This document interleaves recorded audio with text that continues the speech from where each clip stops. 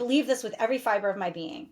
The reason that people get divorced is because the lies we tell ourselves, either There you go. about ourselves or Yep. about the person that we're marrying, right? Yep. We get caught up in the societal pressures. We get caught up with wanting to start a family. We get caught up with, infatuation, and we fail to heed the red flags that are there. I had a client that I actually got from our podcast, and he was telling me his, divorce story, and I stopped him like 10 minutes in and said, of course you're getting a divorce. Here's the 3 red flags that I saw before you ever knew that things were wrong. And I went boom, boom, boom. And he's like, oh my God, you're totally right.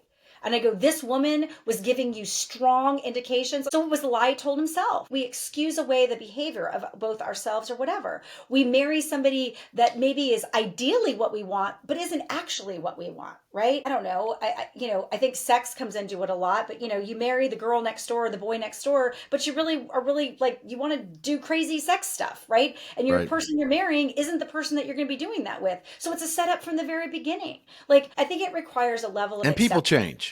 And people do change. People Absolutely. They change. do. And you have And to they change at conform. You different have to rates. change. Yeah. Everybody changes. Everybody changes. But it's the lies that we tell ourselves about who we're marrying and who we're engaged with and what we're capable of, right? I think Yeah. that nobody really looks at their capacity or their spouse's capacity, right? At the very beginning. And if I think people started doing that, you wouldn't have men saying, I'm never getting married. They're all gold digging whore, terrible people, and women wouldn't be saying they're all assholes that are completely, cheating jerks, like lying, cheating jerks. Like, I think that, that person was more than likely giving you strong indications of who they were when you were dating them. And you went Right. ahead and married them anyway, right? So that's on you, not on the other person, right? Like, I can't tell you how many men and women that I have said this to.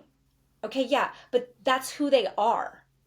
Right. They've always been. I had one woman, it's like, he's always, he's underemployed and hasn't been employed. And I'm like, but he's been underemployed or getting fired the entirety of your relationship. Right. Like, how are you holding him accountable to this now? He was doing that before you got married. The fact Right. that he continued to do it through the marriage, you were on notice. Yeah. Like, he's always been erratic and unemployable, right? And now you're mad about it. Well, whose fault is that? He told you who he was.